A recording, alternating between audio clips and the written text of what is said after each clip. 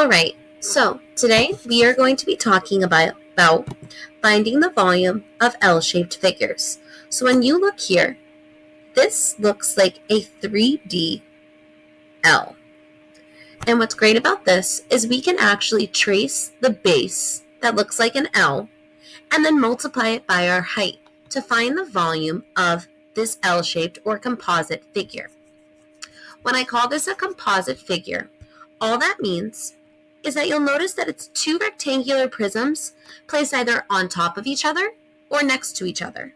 So for example, I could split it this way. You can see a prism on top.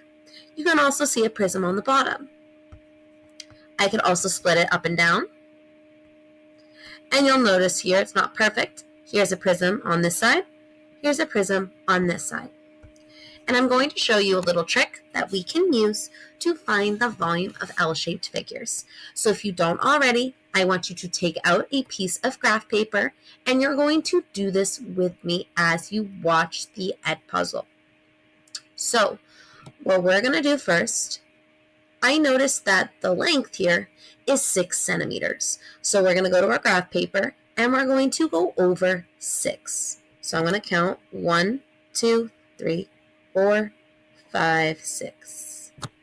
So I went over 6. And I'm even going to label it 6 centimeters. Once I have 6 centimeters, I'm also going to check it off. Now that I've gone over 6, I want to see how many up I can go. So I'm noticing I'm continuing that L.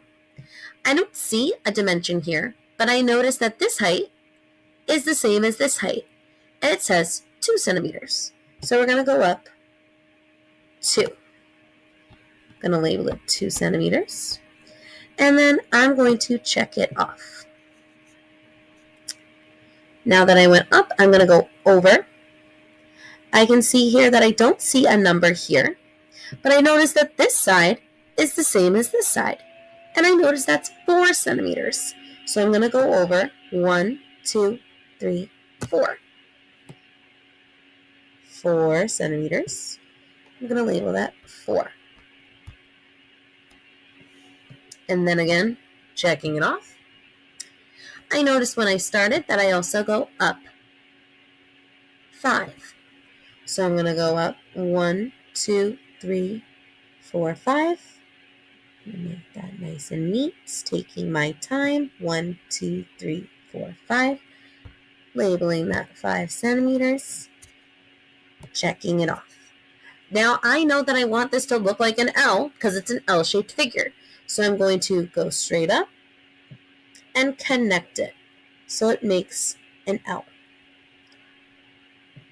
Now you'll notice this L looks exactly like this L because I traced it and I found the base. This is the bottom or the base of my prism.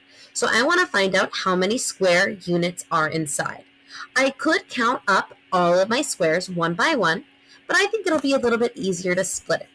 So I'm going to split it. I'm going to split it side to side. But again, you could split it up and down or side to side. It doesn't matter. I noticed that this is 6 centimeters long, and I noticed that it's 2 centimeters wide. So I know that I could do 6 times 2 to find the area inside. So what is 6 times 2? That would be 12. So it's 12 square units. And if I counted them up, 2, 4, 6, 8, 10, 12. There are, in fact, 12 square units. Now that I found A, I have to find the area of B. I notice I go over 2. So 2 this way. 1, 2, 3 in width. So I could do 3 times 2. Now when I write that, what is 3 times 2? That's right. It would be 6. And I notice 1, 2, 3, 4, 5, 6. So I have 6 cubes here, 12 here. I'm going to add 12 and 6. What is 12 plus 6? 6 plus 2 I know is 8. I bring down the 1. So there are 18 square units inside my L shape. And if I counted them up one by one, I would notice there are 18 squares. 2, 4, 6, 8, 10, 11, 12, 13, 14, 15, 16, 17, 18. Now, this is the base. I now need to take 18 square units and then multiply it by my height.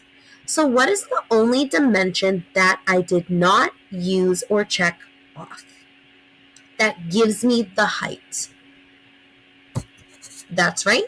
You'll notice that the only number I did not use is 6. So I have to do 18 times 6 in order to find the total volume. So let's calculate that. 8 times 6, I know, is 48. 6 times 1 is 6, plus 4 more, 6 in my head, 7, 8, 9, 10. So I know here that the volume of the prism, the L-shaped figure, is 108 cubic centimeters. I hope this helps.